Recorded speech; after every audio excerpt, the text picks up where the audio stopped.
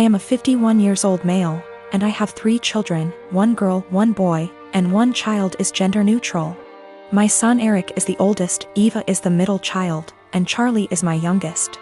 I'm still very new to the whole LGBTQ thing, so please correct me if I say something wrong. Now sadly, when the children were all young, their mother / my wife passed away in a car accident, and I've been raising them by myself ever since, as I've chosen to never remarry since my wife was / is the love of my life. I'll say I'm definitely not a perfect father, but I've done the best I could to raise my children. Now Eva has always been a bit more wild than her other siblings even before her mother's passing. I've tried everything, ranging from having sit-down talks with her to putting her in therapy, as well as taking parenting classes and reading books to see what I could possibly do to help. Therapy did seem to help a little bit, but decided to stop soon after she turned 18. Now let me tell you the story as to why I'm here now. My daughter Eva still lives with me and Charlie as she goes to school, and has definitely been home more due to the pandemic, but has started to go out more now that they are letting up on some of the regulations. Now I was out getting dinner with an old high school buddy of mine when I get a panicked call from my son, who had been at my house hanging out with his siblings. To summarize what he told me, he got into an argument with Eva and Charlie sided with him. Eva became very volatile and even called Charlie a slur, which is a big hell no for me. So I headed home and tried to calm everything down. I told Eva I didn't care about what they had been arguing about, and that she wasn't allowed to disrespect Charlie or Eric like that. Me and Eva ended up now being the ones to start arguing, but I soon shut it down when I realized it wasn't gonna help. I forced her to apologize and took away her car privileges until she could learn to respect her siblings, and I thought it was the end of that. Well, the next morning after work I ended up coming home and finding scraps of papers all over. At first I didn't get it, but then soon found out that she cut up about half a dozen letters her mother had written me when I was much younger. I was livid. I know it was her because I have a couple cameras in my house. I just walked into her room and told her to get out.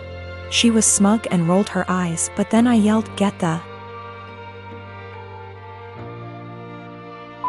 out of my house," and she realized I was serious. She was crying and screaming, but I had felt sorta numb at that point, and she left with a friend of hers. But now I feel like I was being too harsh, but I wanna stand my ground. She did know about the cameras, but they're really just there for my dog.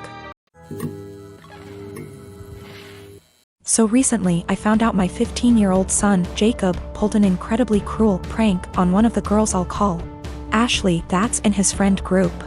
I know this girl. She's been to our house and even attended Jacob's birthday party a month ago. She seemed incredibly sweet, if not a bit shy.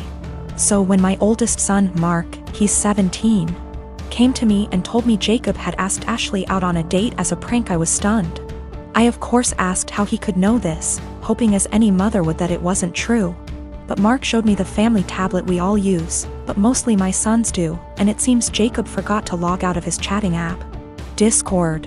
I read the long series of messages between Jacob and his friends as they mocked Ashley all through this heartless prank. I was speechless.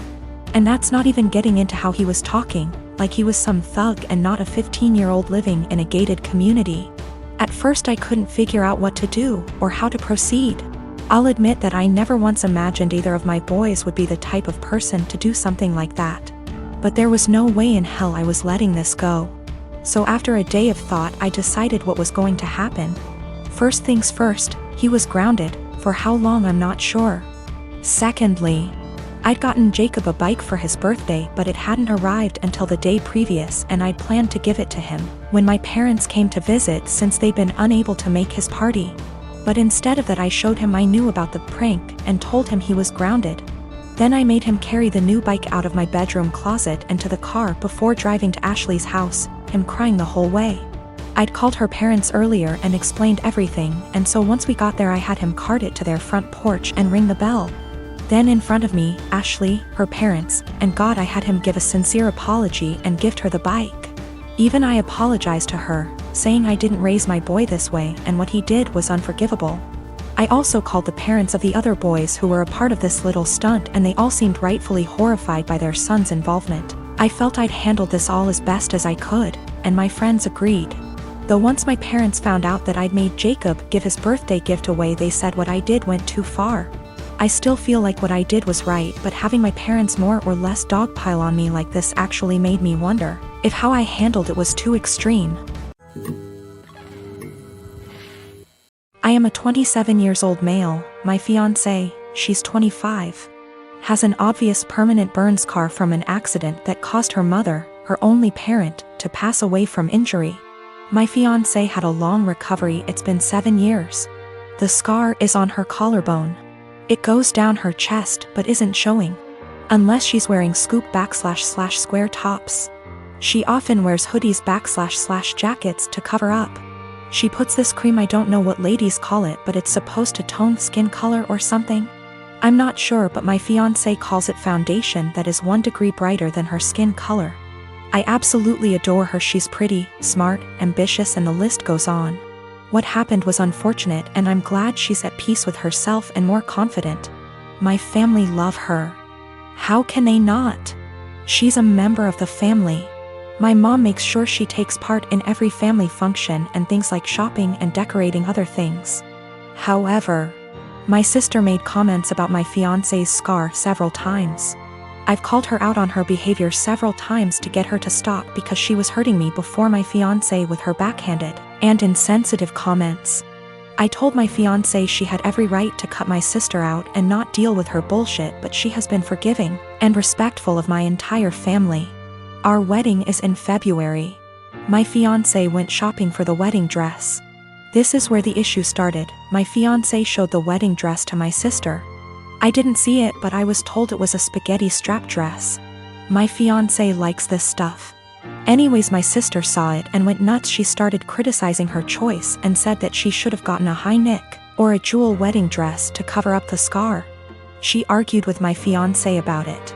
I went to my family's house and I confronted her. I yelled at her after she told me my fiancé needed to return the dress and get a proper one so that guests won't focus on her burn scar and use it as the topic of conversation and gossip. I told her that she's not invited to our wedding. She isn't welcome to my wedding with this entitled attitude of hers and her insensitivity and disrespect. We argued for half an hour, then I left. In exactly an hour, my mom and dad called and berated me, saying my sister was crying after I uninvited her and that I had no right to univenti her. She's my sister and was just trying to help out and give an advice and avoid any unnecessary drama at the wedding. My mom said my fiancé can keep the dress but suggested to wear a bridal shawl as a neutral solution. I stopped responding to my mom's calls and texts after that. Family members were upset my sister was uninvited and wanted me to invite her again, because this will make family look bad in front of outsiders and guests. I am 45 male and have a step kid, 15 female, with my wife. I can say that me and her parents' house are very different. I don't think that she shows any patience with them, and I don't like that. For some reason that I do not know, whenever she wants to punish her, she will make it seem like she is going out to do something or save the punishment for when she leaves for work, so it's my responsibility to punish her. I really don't like the idea of punishing kids that aren't mine. Don't get me wrong, I've been in her life since she was 4 and I love her to death. But it doesn't change the fact that they aren't my kids, and it seems like a major out of bounds thing to do. Again, I'm really not comfortable with doing that. She is a good kid and is really responsible, but I feel like my wife's parenting has made her feel like she has to be perfect, or else she will get punished. I've never actually punished her. Like I said, she's a really good kid, and no circumstances did I ever see that a punishment was necessary. For some context, my wife's punishment is taking away all of her belongings. I mean everything, like she'll close all apps on her phone. Can't watch TV, can't go out after school, can't call friends. And all this because she got a C on a test, she put an assignment in late, etc. I really hate this. Being so hard on her isn't reasonable. She rarely ever does anything wrong. I mean, last year she probably had 2 assignments turned in late throughout the whole year.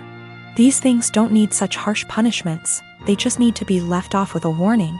And when she tells me to punish her, that's all I do. I give her a warning and she does just fine after that.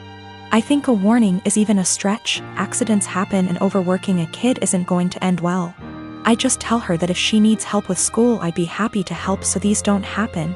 She's come to me a few times for it, but other than that, she's smart, And most of these were just her being overworked with school. My wife never caught on to this until the other day when I was talking to he about her school because her mom said she got a report from her teacher that she wasn't focusing. Again, I didn't punish her, I just asked why she wasn't, and she said she was just tired from school and sports. I said that's fine, and if it's too much she doesn't have to go to sports this week because it's not like it mandatory. My wife overheard because she came back inside when she forgot something. She was mad at me saying that it doesn't teach them a valuable lesson. I said it's been working just fine and she's too hard on her. She did the whole, I'm just a stepdad. Said her way is torturing her kid. She's not focusing in class because she's trying to please everyone and get an A. So she'll stay up all night and overwork herself to do so, but then she's to blame when that didn't go right. She's not speaking to me now,